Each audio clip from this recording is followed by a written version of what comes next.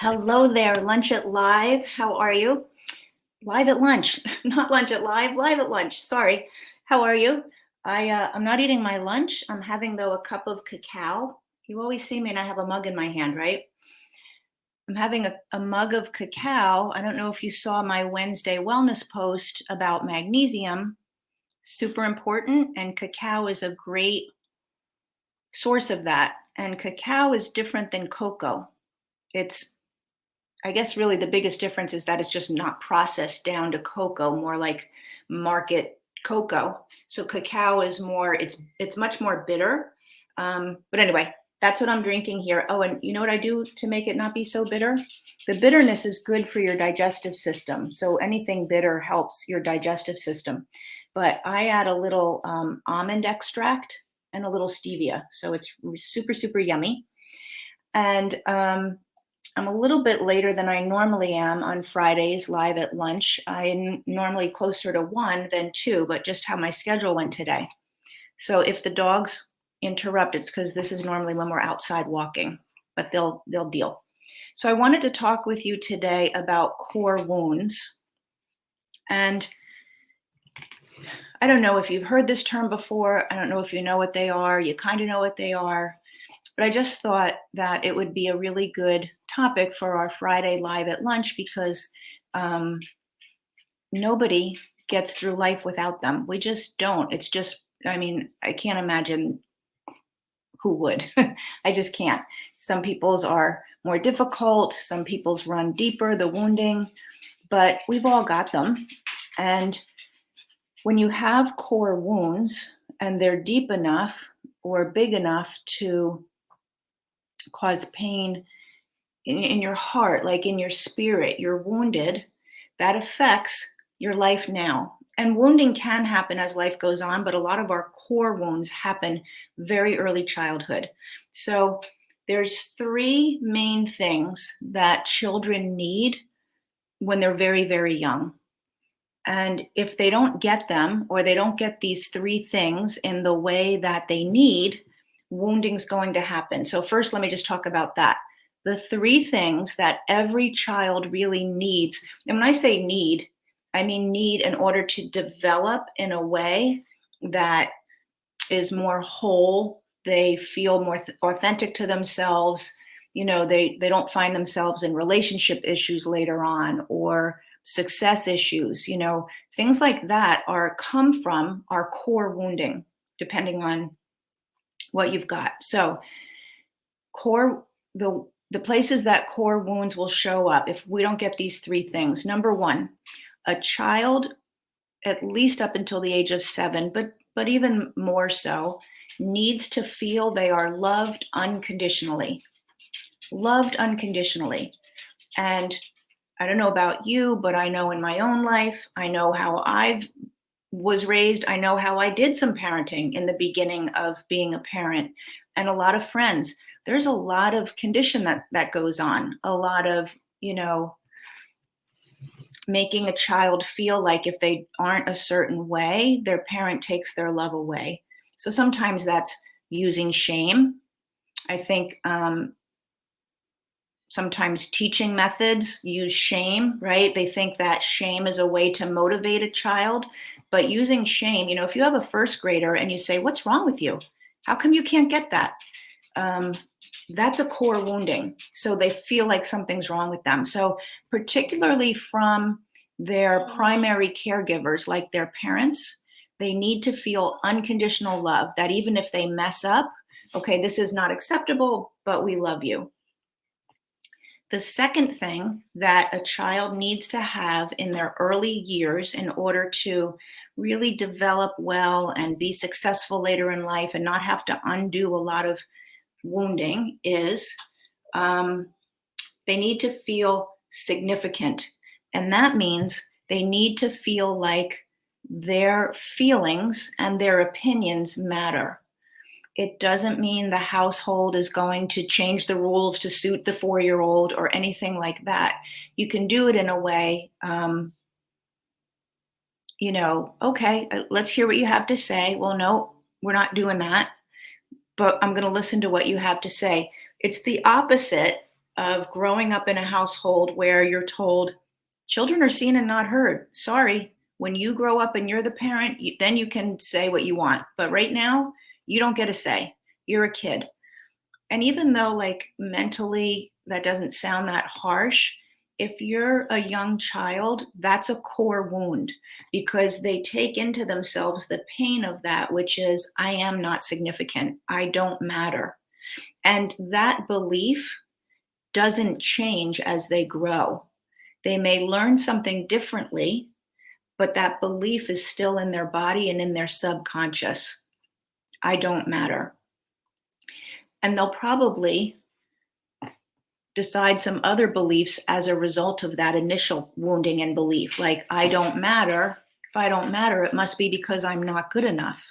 That's why I don't matter. Or if I don't matter, it must be because you don't really love me, which would go right along with the first one, which is feeling love unconditionally. So if you're, I can remember, I'm not proud to say this now, but I'm glad that I learned it before it was too late. And I've done some work on this with my son in particular, but there were times when I said, you're really, really bad. No, I'm not going to go do this with you now. Go over there. I don't want to see you now. You were, that was just really bad, which made him feel like I took myself away. It is what I did.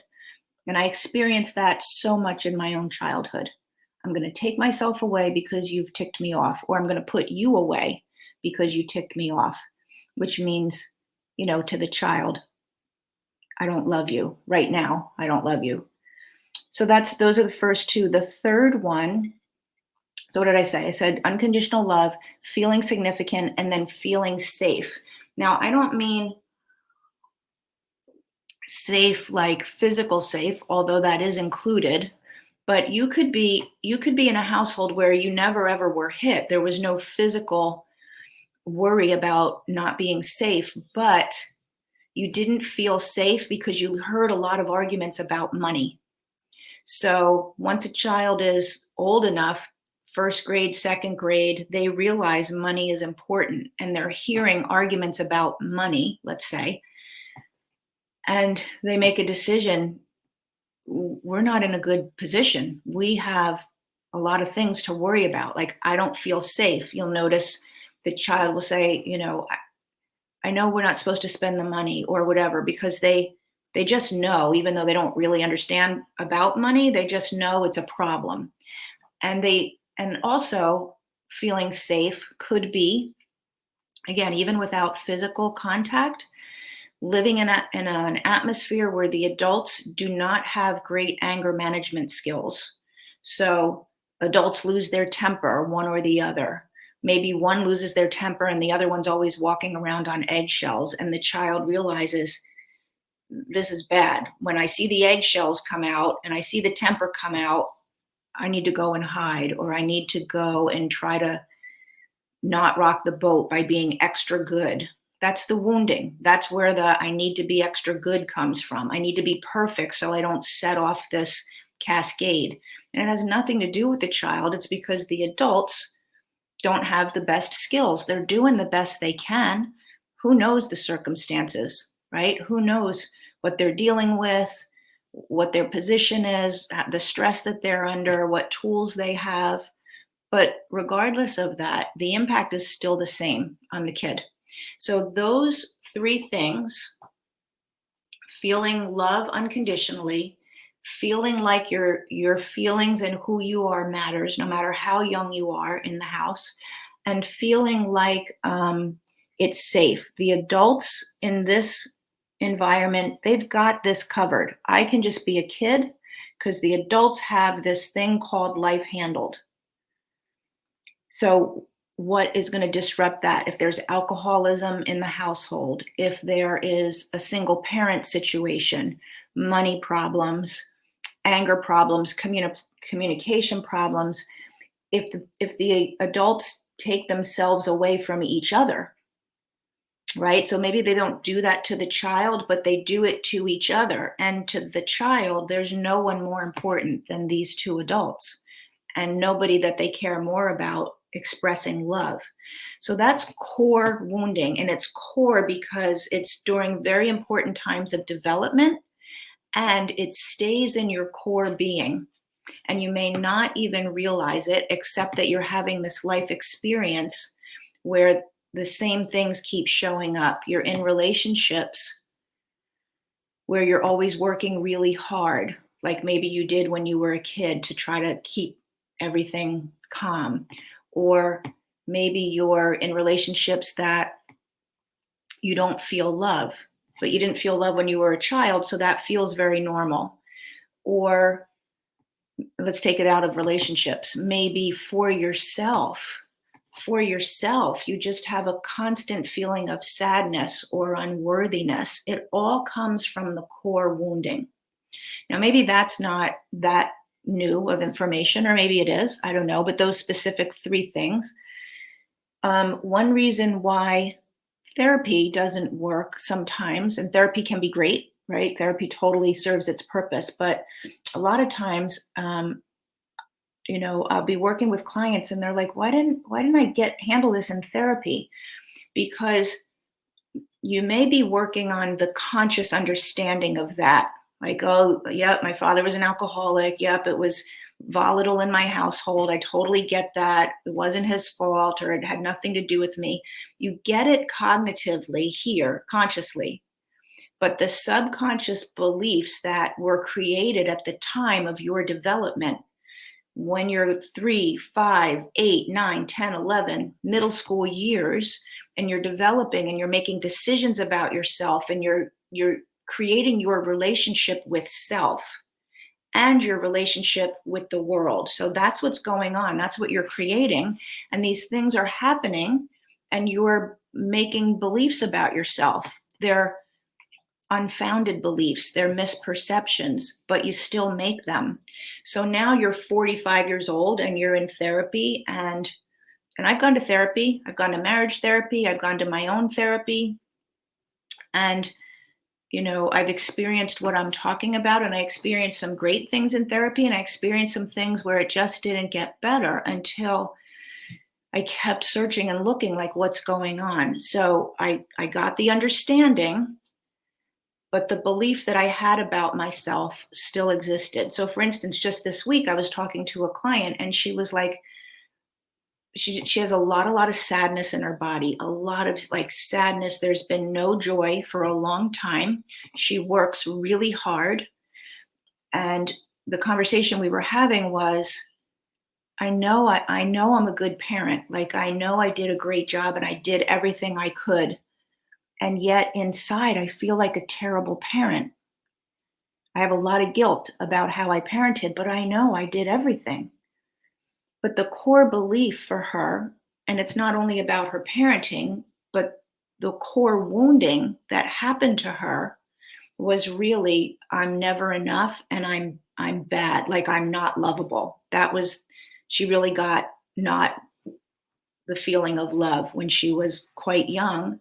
And so no matter how hard she tries as a parent, and no matter how much she knows I did a good job, how she feels is she did a terrible job. And she can talk to her husband about it, and she can talk to friends about it, but it doesn't change how she feels. So that's one thing, is we have to really get the core belief out, and not just understand it, but get it out of the subconscious. The subconscious, first of all, your subconscious remembers every thought you ever had, every event and experience that you were ever in, even before you were born. Your subconscious took that in, and it's in there. It's in your little data bank. So we have to pull that stuff out, and we have to heal it. I've had another client who was like, she has a lot of anxiety, but she's works hard, and she's got a young child. So like that can be stressful. And she was like, I really had a great childhood. Like, it wasn't a bad household. My parents, didn't abuse us. But we went through this checklist. I'm going to give this checklist to you now. And afterwards, she was like, oh, I had a lot on there. But it just seems like normal life. And it really is normal life. It is what it is, except that a lot of times it stays with us and it has a huge effect. So let me, if I can read this list to you. So again, core wounds happen often before the age of 3. And when you're thinking about these things that I'm going to say, think about yourself at that age, or if you can't remember that far back, as a pretty young child. But the first 3 are the things that I mentioned already. Did I feel safe? Did I feel like my parents had this thing called life? They had it handled. We were good. Yes or no? Did I feel loved unconditionally, even if I messed up, even if I made a terrible decision? Did I feel like my parents were going to love me either way, or whoever was your caregivers? And did I feel significant or important, like I mattered? Or was I like invisible until I hit 21 or whatever? Okay. Then some other things that will cause wounding, core wounding in childhood, are past traumas. Sometimes they're past traumas that happen to you. Sometimes they're past traumas from your family. We carry down the messaging and even the trauma and the DNA changes from traumas that our ancestors have had. So, have you experienced the death of one or both of your parents when you were a child? The death of a sibling when you were a child? Did your parents get separated or divorced when you were a child? Did you get divorced? Have you had the death of a spouse or a partner, or the death of one of your own children? Did someone in your immediate family go to prison? Did you ever have a personal injury or illness? So this is more along trauma, but the trauma will stay in your body. But I mean like a car accident or even COVID, a major illness. Were you ever fired from your job? Have you had a significant financial change? Did you experience the death of a close friend? Have you ever been sexually assaulted? Okay. Past repeated traumas. So those were things like a one-time major event. Let me just come back to the screen if anybody's here. Okay. If you're here and you want to say hello, I would love to know it and know where you're from. And certainly if you have any questions, I usually say that at the beginning. Okay.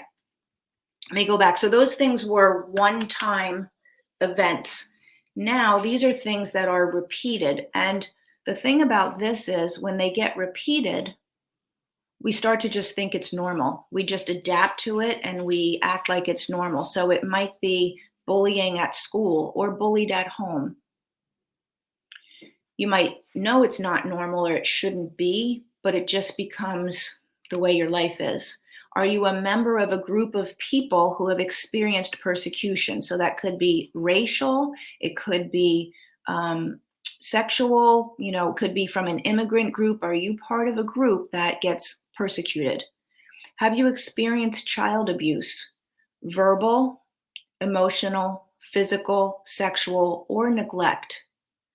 So sure, your parents were fine and great, but they were always working. That would feel like neglect and could even fall under, I guess, the legal definition of that. Did you have domestic violence, maybe from parent to parent? Family traumas. Did somebody in your family go to war? Did your family go through extreme poverty, like the Depression? I remember my grandparents after, I don't remember them after the Depression, but I remember growing up because of their Depression mentality. Some of the things that they really believed around money. Was anybody in your family the victim of a crime? And were you forced to move to a new country? So those are all things that are going to cause wounding. Some of it is core wounding, meaning while you were developing and creating your relationship with yourself and creating your relationship with the world. Some of that was trauma that maybe even happened later, but it's still wounding that needs to heal. So when I'm working with clients, we don't only work on uncovering this, but we also work on changing the beliefs, like actually getting the beliefs and the trauma that stays in the body out of the body. That's super important. And there's a spiritual piece to it, because the relationship that you create with yourself is the most important relationship. And if that relationship has been wounded, if you have shame about yourself, if you have guilt about yourself, if you think you're not lovable, any of those things, that's a spiritual wounding as well. So we do a lot of the spiritual work. You don't necessarily have to be somebody who believes in God to do spiritual work.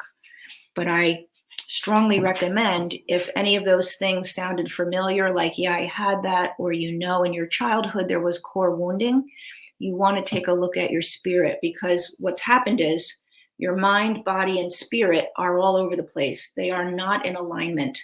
So what you're thinking consciously, I know I was a good mother, but I don't feel it. The subconscious is your feelings, your subconscious beliefs about yourself and your feelings, no matter what you think. And then that spiritual piece is that wounding at a spiritual level where you're disconnected from the truth of who you are.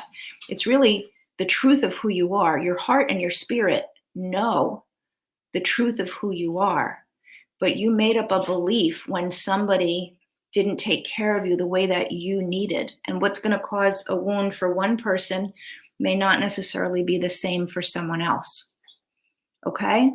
So that's core wounding. Really important piece. So if you're in my tribe and you're listening, you're probably somewhere in my groups. I run a couple of different groups about reinventing your life or overcoming the past. It can be really, really hard. And you might notice patterns over and over and over again, because those wounds that created the beliefs that you have, those beliefs are driving your choices. I told you. I said they're going to want to go out because this is the time of day. You need to wait. Those beliefs are driving your choices, and you're seeing the same things show up over and over and over in your life. And a lot of times it feels like I didn't have anything to do with it. Life is happening out there to me. This has just been my really crappy life, and I have nothing to do with it.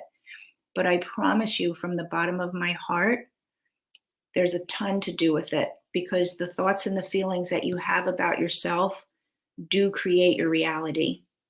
They do create the people that you end up connecting to. They do create the jobs that you end up going for. It's your thoughts and feelings and your beliefs that create your whole reality, 100%.